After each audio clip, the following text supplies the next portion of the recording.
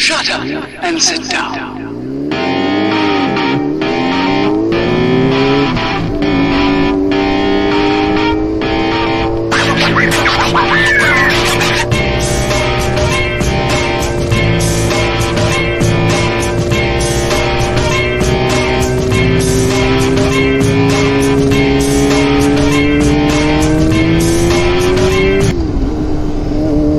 Hello YouTube, this is Ali with the R6 here.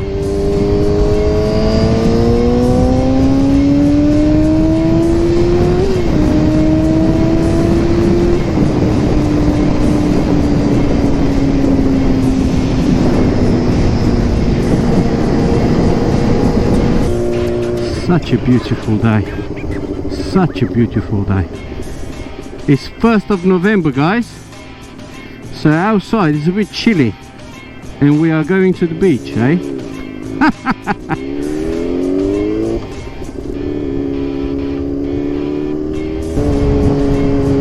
I might do a little bit of review, as it's a long drive down there, on my R6. I had it for nearly 8-9 months now, and I've never reviewed it. So some people buy those things as a first bike, or first bigger bike shall I say. Okay, it's not a bad thing, to be fair, if you're up there, as in you can control yourself. If you can't, then no, it's not a good first bike or first bigger bike.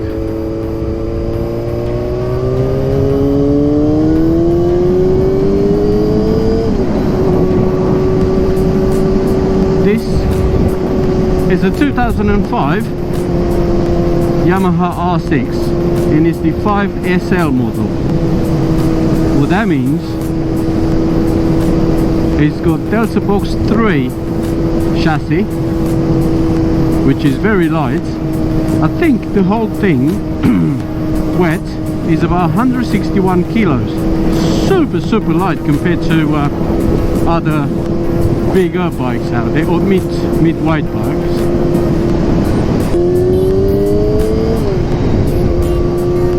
And it's got about 126 or 128, correct me if I'm wrong, horsepower, and about 60 foot-pounds of torque. It's not a lot, but all that horsepower is after 12 to 15, I think. Well, 14,000 revs, which is hell of a lot of revs. But those bikes, they pretty much belong on the track where you can rev the nut out of them, and they love that. Obviously if you're a bit of a nutter, this bike can kill you, literally.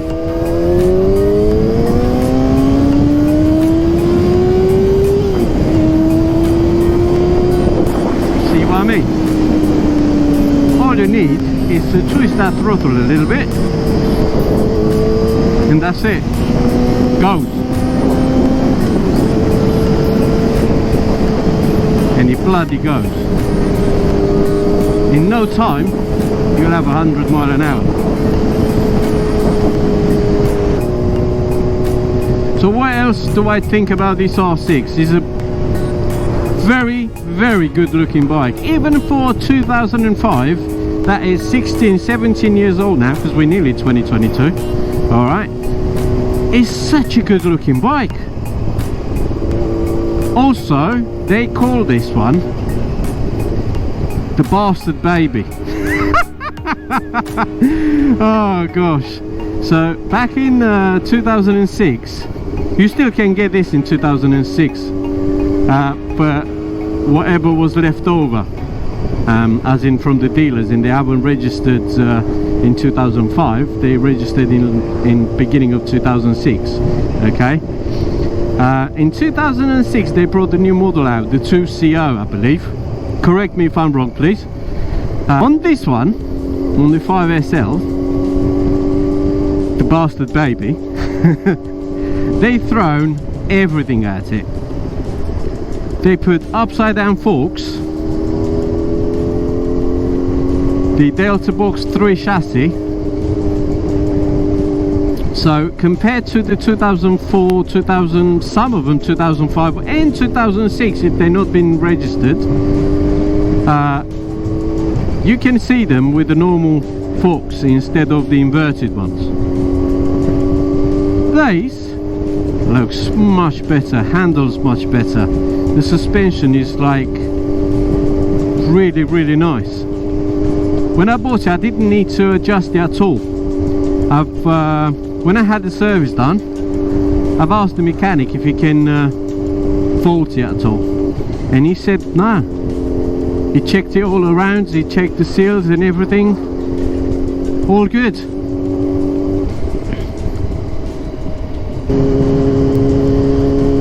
So it's got plenty of power. Majority of it is at the top. It develops about 40 horsepower up to 6,000 revs. Then 60 horsepower after 8,000 revs. Then you got about 80 horsepower about 10,000 revs. So back to our discussion, if this R6 is a good first bike, if you can control yourself and don't rev the nuts of that engine, you should be fine. But as soon as you do that, basically it goes.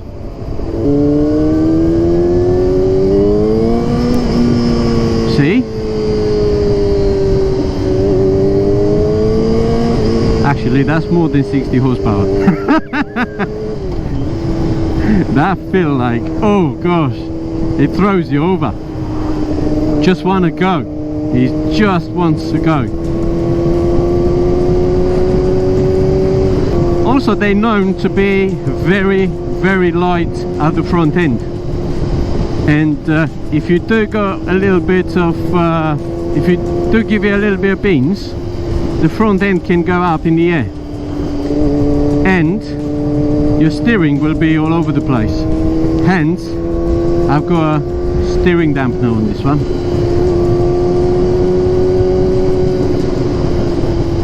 To be fair, I bought it with it. At the beginning, when I jumped on the bike, not been used to having one of these, I thought something's wrong with it. Then I realized what they do. As I said, never had one of these. I didn't watch any videos about it, and never thought about it. So I didn't know what to expect.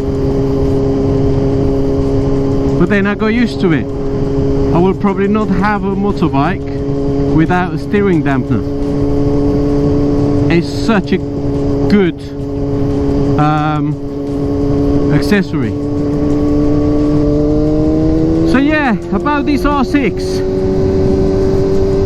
Smooth gearbox, really smooth. Sometimes clunky though, when well, always in first, second gear. It is an old one, to be fair, so I can't complain. But yeah, I'm really pleased with it. It rides nice, it's very nimble, quick. It is a bit uncomfortable on a long journey, but if you only go short journeys and things like that, it's really nice. It's really nice.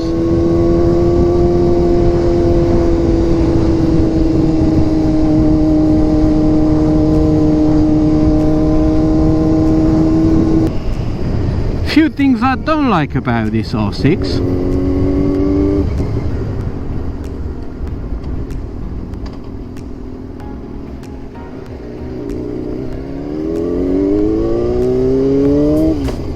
they're not comfortable.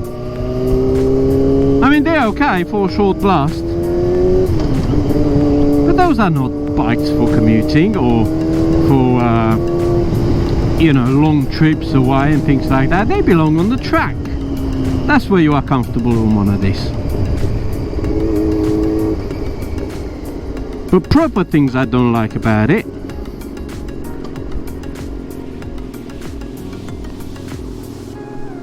no gear indicator.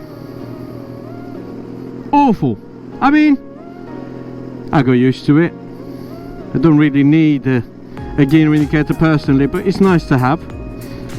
But the very annoying bit is no fuel gauge. Awful. Yamaha, what have you done? Put a bloody fuel gauge on those bikes. The trick I've learned from other people, somebody told me, go and fill it up. Once you filled it up, don't go anywhere before you reset your trip computer. So reset that trip computer there to 0. So you see now at the moment I've got 73.9 miles.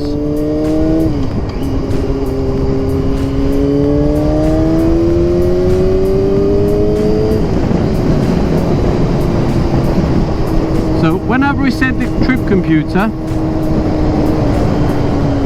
I've gone out on the bike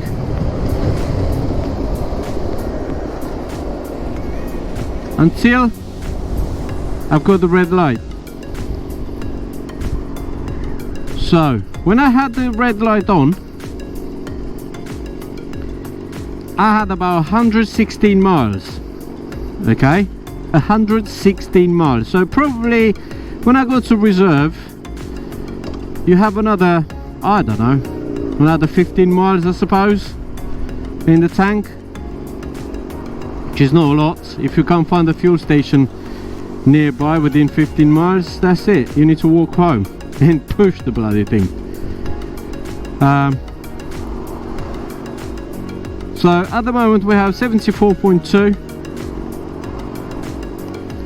and then when we get to about 115, the light should come on, and that's where we need to fill up.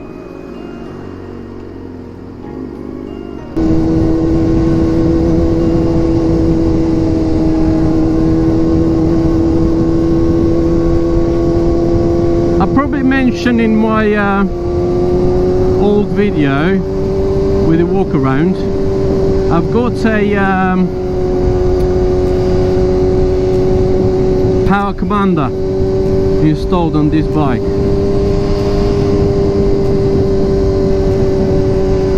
Just to you know, smooth it up a little bit, because the throttle, it is a bit snatchy.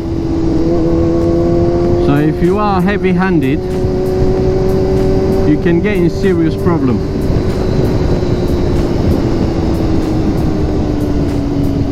So, few things I like about this R6. One has to be the looks. It does look amazing. Even for a 16 years old bike, it does look good.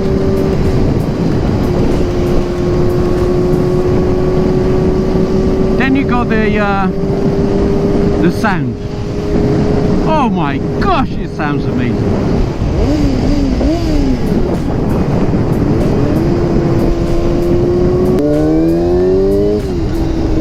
So what else do I think about this R6? It's great. It's fast, it's fun. What are the F's? It's freaking awesome. Oh dear, I love my bike.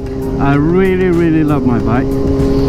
But sometimes I wish you know, I could stand a bit more upright, as in more relaxed. I mean, the amount of journeys I do, as in log journeys, this is okay. This is great. It's nimble, it's easy to handle. Around the bend, he loves the bends.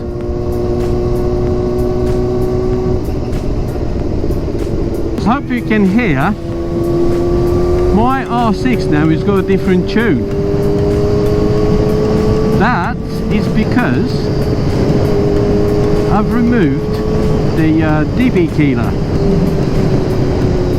Sounds much louder, deeper and better. Yeah, so if you want to see the video of the exhaust DB keeler removal, please subscribe to my channel and look at the latest video. Yeah, this bike is great in all sense. It's fun, literally great. I'm gonna keep it because those things, they only go up in value, especially to find one of these with 10,000 miles. It's like, where are you gonna find another one? It's 17 years old. You're not gonna find another one with this kind of mileage, full service history and everything else. I've got in plan for this winter, you know, everybody does like a project through the winter, because if you can't ride the bike in the snow or whatever, icy roads or not nice weather conditions, shall I say, you do some things to the bike. So what I'm planning to do is change the tires, okay? So you know, please don't judge me. I wanted to, when I bought the bike, it's still got the 2008 Pirelli tires on. I think they Pirelli Corsa something. 2008, guys. They were brand new, by the way. So the guy basically in 2008 or 2009, in 2009 he's done the last MOT. Okay, I've double checked, and since 2009, as in he ran out in 2010, so after that he hasn't done any MOTs until this April. All right, or April or May, somewhere. No, March guys, because I bought it in April. So in a year before that he had brand new tires fitted, and he's done about 15 miles on them tires. 15 miles, guys. They still had the knobbly bit on the tires, but the date, it doesn't lie, so you can see the date. When I had it serviced, I've spoken with the guy if I need to change the tires, because of the age. You need to change the tires every, gosh, if you don't use the bike enough, you need to change the tire very often, because they get hard and brittle. He told me, if the bike sits in the sun or exposed to UV. Obviously this bike sat in the garage and covered up as well. He had a dust sheet on it or whatever. So I asked him, do I need to change those tires because of the age? And he said he can recommend to change the tires, but there's nothing wrong with them as in condition wise, apart from the date. So he said to me,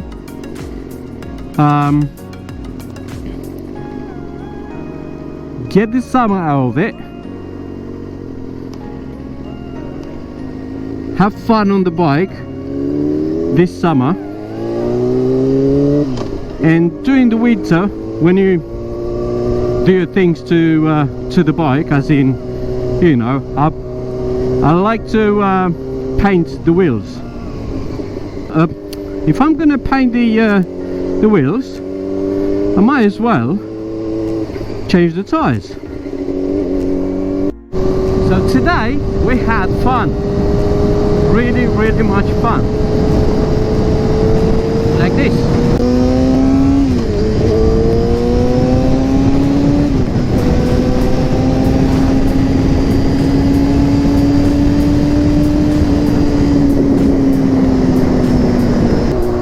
I'm gonna take it slow so Mrs. can catch up. Catch up, you get it? Catch up.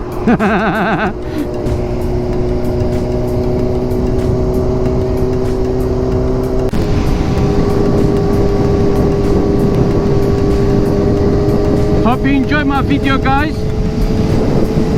Don't forget to subscribe. Give me a thumbs up. And also click that little bell. I will do more videos about gadgets I can add on the you know, accessories to the bike, mods, whatever.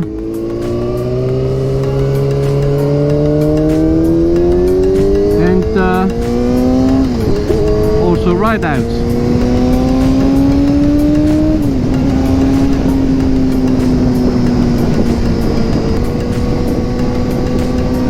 And subscribe to the channel, really helps the channel actually. If you got any ideas, please come and tell me, give us a comment.